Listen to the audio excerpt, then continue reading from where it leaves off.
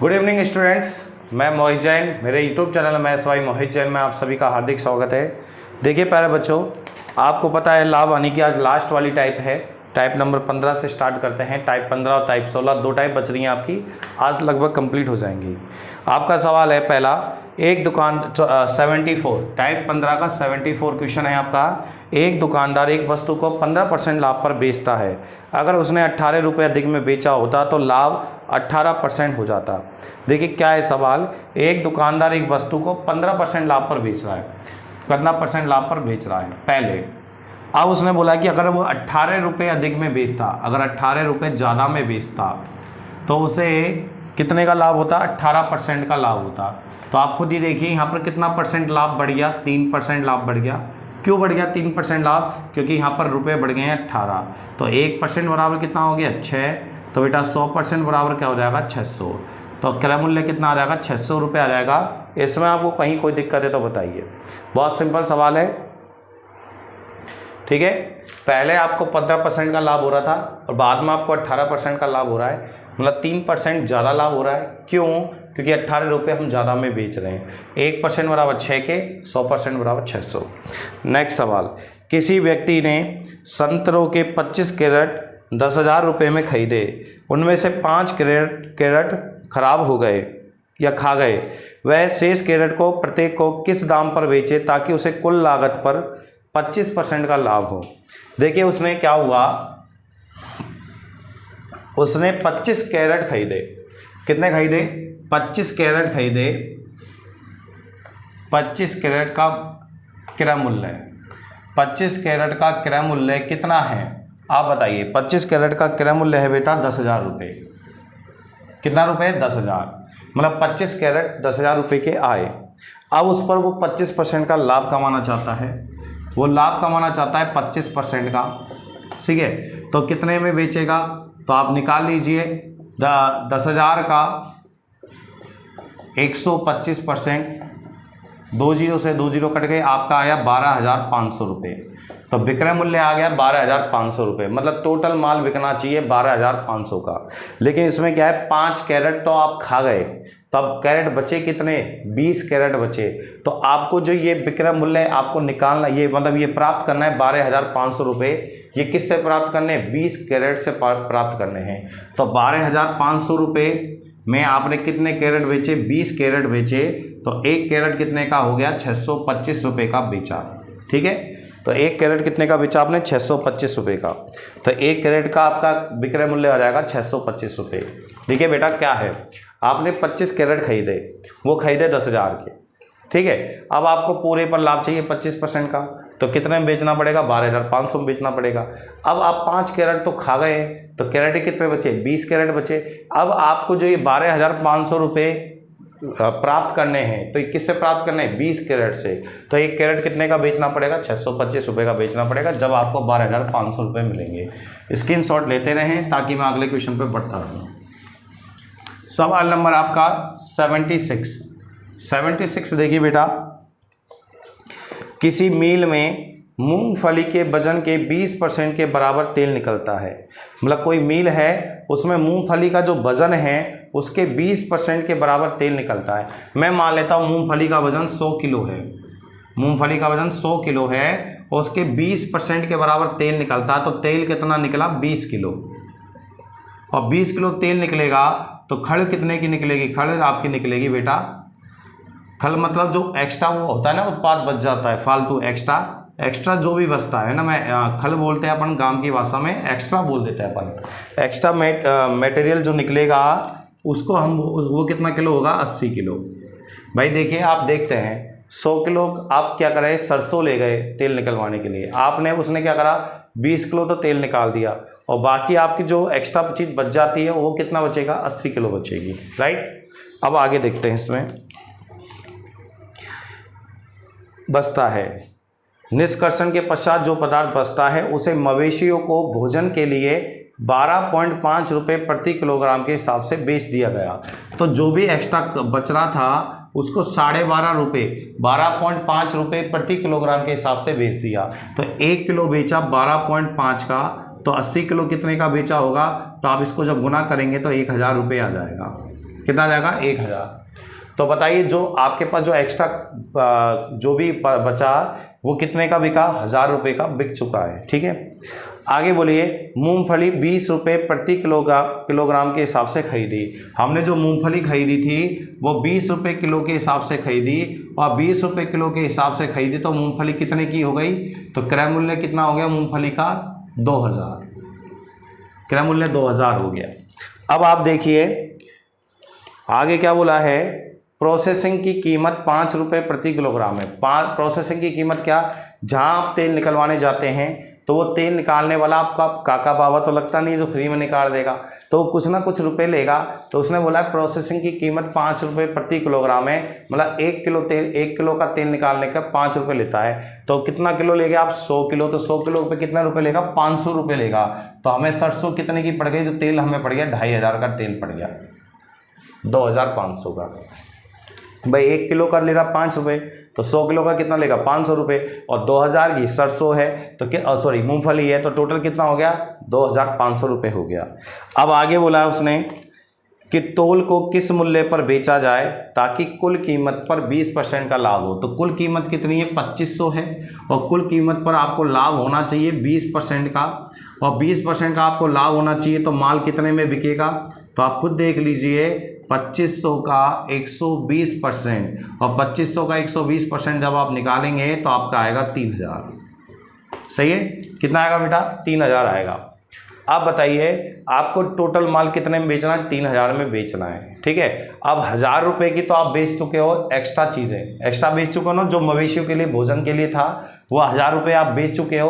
तो 3000 में से 1000 रुपये तो आपको यहाँ से मिल गए, तो अब बच कितने रहे 2000 रुपये और बच रहे हैं। वो 2000 कहीं से मिलेंगे, तेल से मिलेंगे, और तेल अपने पास है 20 किलो, और 2000 रुपये आपको चाहिए, तो 1 किलो तेल कितने का बेचना पड़ेगा, 100 रुपये किलो बेचना पड़ेगा तेल। यस या नो भाई, आप 100 रुपये किलो तेल बेचेंगे तो 20 किलो तेल कितने का हो गया, 2000 रुपये का हो गया। और 1000 रुपये का आप एक्स्ट्रा मटेरियल बेच चुके हो, तो कितने का बिक चुका है टोटल 3000 का, और यही तो बोला है उसने 3000 का बिकना चाहिए ताकि उसे 20% का लाभ हो जाए। ओके, तो क्या होगी तेल की कीमत 100 रुपये किलो। इसका स्क्रीनशॉट ले लें, नहीं आए समझ में तो एक बार रिपीट कर लें, कोई बड़ी बात नहीं है, बहुत सिंपल सवाल है। नेक्स्ट देखिए, नेक्स्ट सवाल देखिए बच्चों, अगला सवाल है 77 जो सवाल है वो है ए और बी को संयुक्त रूप से 1650 रुपये का लाभ हुआ। ए और बी को संयुक्त रूप से 1650 रुपये का लाभ हुआ। उसने बोला कि ए के लाभ का 1/3 भाग बी के लाभ के 2/5 के बराबर है। ए के लाभ का 1/3 भाग बी के लाभ के 2/5 के बराबर है। सही है, तो आप ब्रज गुणा कर लो, 5 एकम 5 तो 5A, और 3 को गुणा कर लो, 3 दूनी 6B। अब ए का मान आ गया 6, बी का मान आ गया 5, तो टोटल मिलाकर क्या हो गया 11 बराबर 1650। तो 1 बराबर आ गया आपका 11 एकम 11, 11 5 55 150। अब आपको किसका मूल्य निकालना है, बी का लाभ निकालना है। तो बी का लाभ कितना है 5 है, तो 5 बराबर कितने का होगा 750 रुपये के। सही है, क्योंकि 1 बराबर 150 के है, बी का लाभ पूछा है, बी का मान 5 है, 5 बराबर 750 आ गया। ठीक है, अब आगे बढ़ते हैं, इसमें कोई डाउट हो तो बताइए। बहुत ही सिंपल सवाल है, बहुत हार्ड नहीं है, बहुत सिंपल सवाल था, आराम से हो गया। नेक्स्ट सवाल देखते हैं। नेक्स्ट सवाल यह है 78 सवाल कह रहा है एक व्यक्ति ने 76 गाय खरीदी और 20 गाय 15% के लाभ पर, 40 गाय 19% के लाभ पर और शेष 16 गाय 25% के लाभ पर बेच दी। यदि उसे कुल 6570 रुपये का लाभ हुआ हो तो प्रत्येक गाय का क्रय मूल्य बताओ। देखिए हमारे पास टोटल 76 गाय हैं। उसने क्या करा, एक गाय 20 गाय बेची 15% लाभ पर, 20 गाय बेच दी 15% लाभ पर। तो मैंने ये मान लिया एक गाय की कीमत X रुपये है, या तो ऐसे मान के कर लीजिए, ठीक है, नहीं तो नहीं मान रहे तो भी काम चल जाएगा। ठीक है, आपने 20 गाय बेची हैं, कितने पर बेची हैं, 20 गाय आपने बेची हैं 15% लाभ पर, तो 20 का 15% प्लस 40 गाय बेची 19% लाभ पर, 40 गाय बेच दी है 19% लाभ पर। फिर बोला है शेष गाय, शेष 16 गाय, 16 गाय कितने बेची है 25% लाभ पर। ये लाभ है बेटा, हम सब जगह से लाभ निकाल रहे हैं, यहाँ से 15%, यहाँ से 19%, यहाँ से 25% लाभ निकाल लिया। और आपको कुल कितने का लाभ हुआ है 6570 रुपये का लाभ हुआ है, 6570 रुपये का। बस काट लीजिए पीट लीजिए, आंसर है आराम से। ठीक है, तो आप इसको करते हैं आराम से, कोई बड़ी बात नहीं, बहुत सिंपल है। लघुत्तम सब जगह से 100 आ जाएगा, सही है, लघुत्तम सब जगह से 100 आ जाएगा। ये होगा 15 दूनी 30 मतलब 300 आ जाएगा। यहाँ से 19 चौक 76 760 आ जाएगा। वही हो जाएगा 16 गुना 25 25 चौके 100 और 400 बराबर 6570। अब इन सभी को जोड़ लीजिए, तो आप जोड़ेंगे 400 300 के 700 700 700 1460, तो 1460 बराबर आ गया आपका बटे में 100 बराबर आ गया आपका 6570। सही है। अब देखिए प्यारे बच्चों, जीरो से आपकी जीरो कट गई, कट गई। अब इसको और काट लीजिए, कोई दिक्कत नहीं आएगी। तो 73 से काट लेते हैं इसको। 73 दूनी होते हैं आपके 146, 73 दूनी होते हैं 146। और बेटा ये 73 से कट जाएगा 9 बार। कितनी बार कट जाएगा 9 बार, क्योंकि 73 90 कितने होंगे 9 3 27 का 7 का हासिल 2 9 7 63 और 2 65, 9 बार भाग जा रहा है। अब कई बच्चे कहेंगे साहब आपको कैसे पता 73 का भाग जाएगा, आपको ऐसे कैसे याद है, रट के आए क्या? नहीं बेटा, 73 एकम 73 होता है, 73 दूनी 146 होता है, 73 दिया 219 होता है, 73 चौके मुझे याद नहीं है, ठीक है, लेकिन 73 पंजे मुझे याद है 365 होता है। इतना मुझे याद है क्योंकि जब चक्रवर्ती ब्याज पढ़ते हैं तो यहाँ दिन वाला काम आता है। ठीक है, तो इधर देखिए बेटा, अब इसमें आप यह क्या करेंगे, अब 100 को उधर भेज दूँ। अच्छा 2 से कट गया ये कितना 50, अब 50 वहाँ पर चला जाएगा तो 1 बराबर आ जाएगा 450। तो आपको बताओ एक गाय की कीमत कितनी आ गई, 450 रुपये आ गई। एक गाय की कीमत कितनी आ गई, प्रत्येक गाय का क्रय मूल्य बताओ 450 रुपये आ गया। केवल काटना पीटना है, वो कोई खास बड़ी बात नहीं है, आप अपने हिसाब से काट सकते हैं, कोई बड़ी बात नहीं। चला आगे बेटा, नेक्स्ट आगे बढ़ते हैं। आगे देखिए, अगला सवाल बेटा लाभ हानि का नहीं है, ये स्टॉक एंड शेयर का है, लेकिन क्या है कि पिछली बार एसएससी ने पूछा था, इसलिए मैं आपको बता देता हूँ क्या है ये। 79 आपने क्या हुआ, एक आदमी ने 108 रुपये पर 12.5% स्टॉक में 27,000 रुपये निवेश किए, तो उसका लाभ प्रतिशत कितना है। देखिए बेटा, जब किसी व्यक्ति ने 108 रुपये निवेश किए तो आपको उसको स्टॉक कितने का मिला, 12.5% का मिला। अगर कोई व्यक्ति 1 रुपये निवेश कर रहा है तो इसको कितना मिलेगा, 12.5 बटे में 108। और जब उसने 27,000 का निवेश किया तो उसको कितना स्टॉक मिलेगा, 12.5 बटे में 108 गुणा में 27,000। अब इसको थोड़ा काट पीट लेते हैं। 27 एकम 27 27 हो जाएगा 1000 और 27 चौके हो जाएगा 108। 4 से कट जाएगा बेटा ये 250 बार। अब इनको गुणा कर लीजिए तो पॉइंट तो हट जाएगा, और 125 गुणा 25 ये हो जाएगा आपका 3375, ये आ जाएगा 3375। गुणा भाग अपने हिसाब से कर ले बेटा, ये पॉइंट है, ध्यान रखना, यहाँ ये पॉइंट है, ये जीरो हट जाएगी, और 125 गुणा 25 हो जाएगा 3375। अब उसने पूछा लाभ प्रतिशत बताओ, तो आपको 3375 का क्या हुआ, लाभ हुआ जब आपने कितना निवेश किया, 27,000 निवेश किया, और गुणा में क्या कर देंगे 100। 2 जीरो से 2 जीरो कट गई। अब और काट दीजिए, किसी से कट रहा है तो 3 से कट रहा है, 3 एकम 3 3 एकम 3 3 दूनी 6 3 पंजे 15, और 3 से काटेंगे 3 नाम 27। सही है। अब देखिए आप ये 9 से कट रहा है तो 9 एकम 9 आपका बच गया बेटा, कितना बच गया, 2 22 हो गए, 9 दूनी 18 9 पंजे 45, और 9 से कटे गए 10 बार, तो आपका आया 12.5%। कहीं कोई गलती कर दी है क्या अपन ने?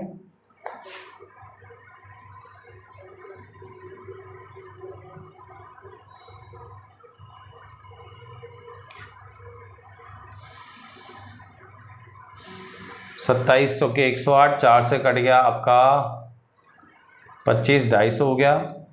पॉइंट हटाएंगे तो आपका जीरो हट जाएगा। 125 गुणा 25 पंजे 125 का 5 का हासिल 2।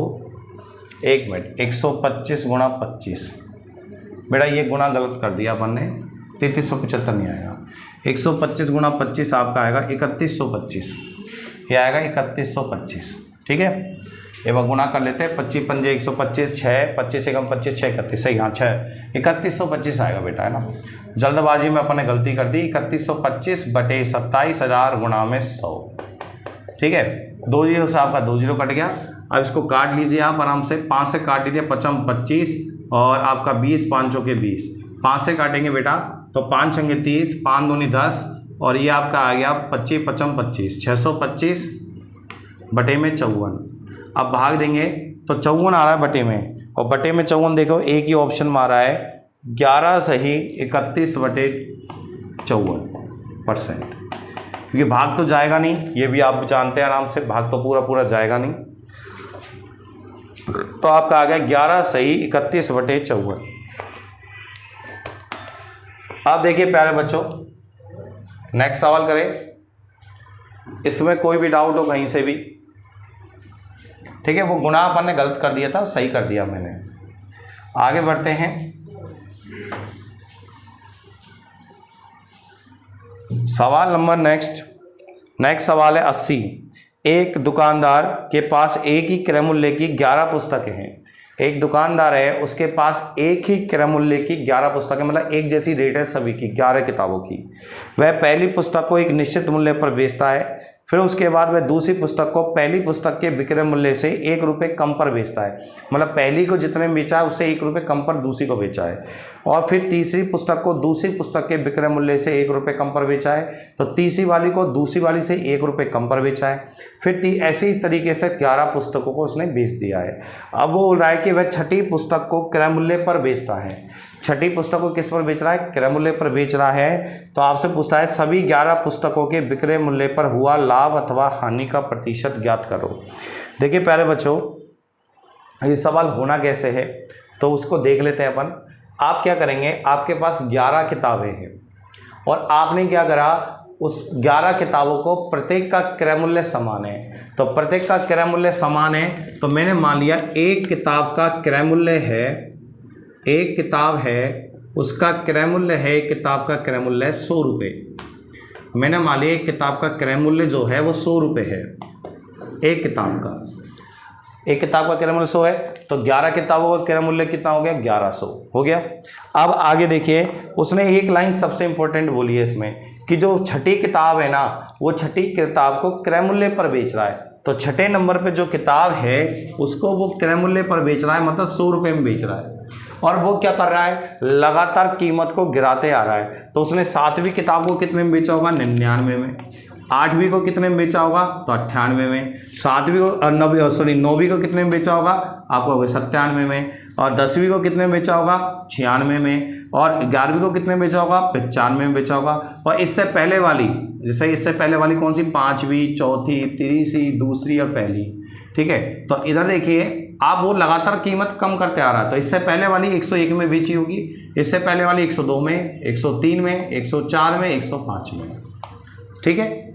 इस तरीके से वो 1-1 रुपये कम करते आ रहा था, यही बोला ना सवाल में। अब आपसे पूछा है बताओ सवाल में क्या होगा, लाभ होगा या हानि होगा?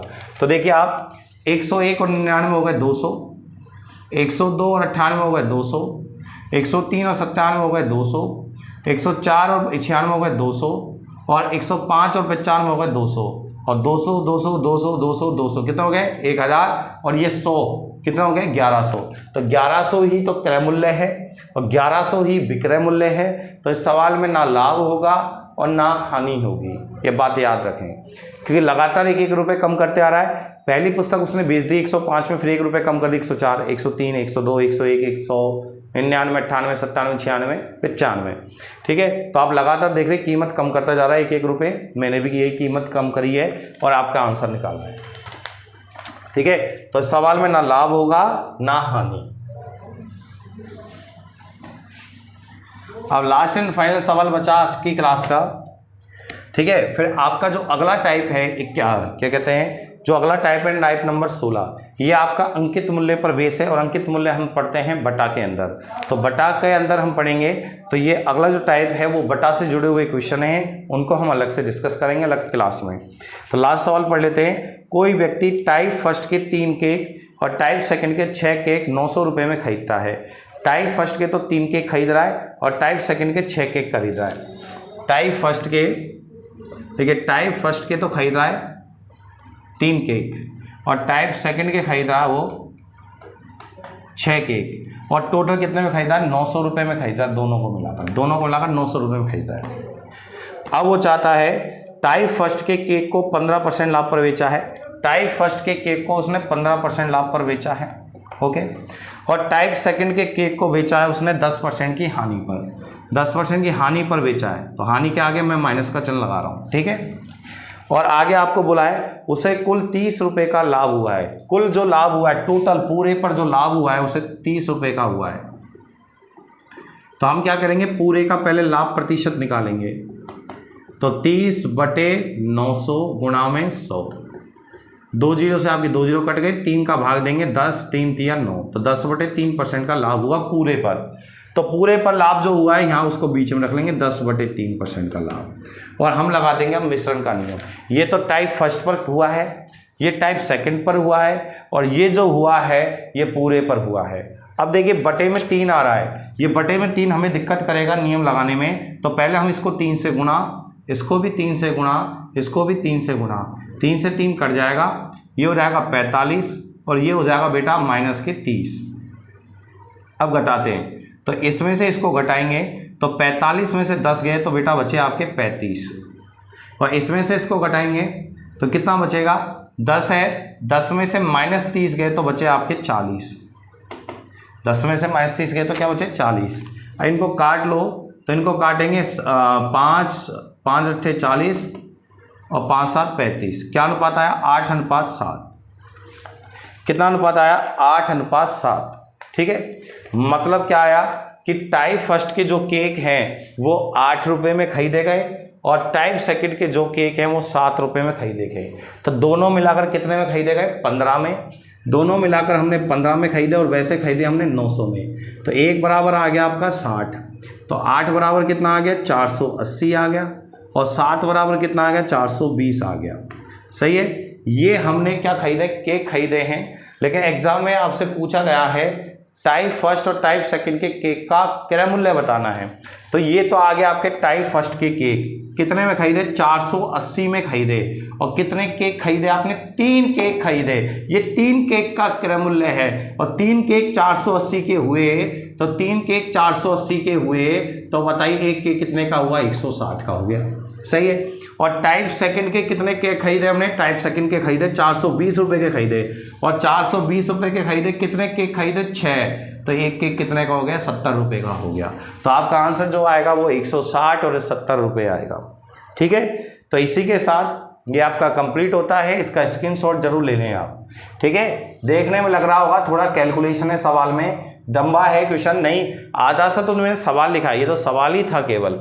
यहाँ से अपन ने प्रोसेसिंग स्टार्ट करी है और ये 2 लाइन लिख के फिर आपने आंसर निकाला है। ठीक है, तो आप इसको दोबारा देखें, आप समझ पाएंगे आराम से। दोबारा वीडियो देख लेना, प्ले करके आराम से समझ में आ जाएगा। क्योंकि मिश्रण का नियम है, टाइप फर्स्ट के केक अलग बेचे गए, टाइप सेकंड केक पर अलग बेचा गया और फिर टोटल पर कितना लाभ हानि हुई हमने निकाल ली। कितने की लाभ हुई है 10/3 का यहाँ पे रखा। अब ये 3 है नीचे, 3 से सबको गुना कर दिया, इसमें से इसको माइनस किया, 8:7 आ गया। अब ये 8 में खरीदा है, ये 7 में खरीदा है, टोटल खरीदे 15 में और टोटल खरीदे कितने में 900 में। 1 बराबर 60, 8 बराबर 480, 7 बराबर 420। तो ये 480 में खरीदे, ये 420 में खरीदे और 480 में हमने कितने केक खरीदे 3 केक खरीदे, तो एक केक हो गया 160 का।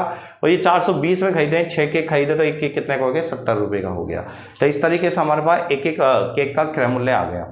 ठीक है, तो इसके बाद जो अगली टाइप आपकी बच रही टाइप नंबर 16, वो टाइप नंबर 16 को हम अलग से डिस्कस करेंगे क्योंकि वो अंकित मूल्य वाली है। अंकित मूल्य डिस्काउंट की बात कर रहा है, तो कुछ ना कुछ उसमें थोड़ा बहुत डिस्काउंट का मामला है, तो उसको हम अलग से ही पढ़ेंगे। ठीक है, तो और बाकी आपकी ज्योमेट्री की क्लास भी जल्द ही जल्द अपलोड होगी। अगली जो क्लास होगी उसमें ज्योमेट्री की में मैं आपको रेखाएं और कौन से जो भी क्वेश्चन बनते हैं या बने हैं आज पहले एग्जामों में, वो सारे क्वेश्चन मैं आपको हल कराने वाला हूं। और बाकी लाइक एंड शेयर करते रहें, कंसेप्ट अच्छे लगे तो लाइक एंड शेयर करते रहें और चैनल के साथ बने रहें।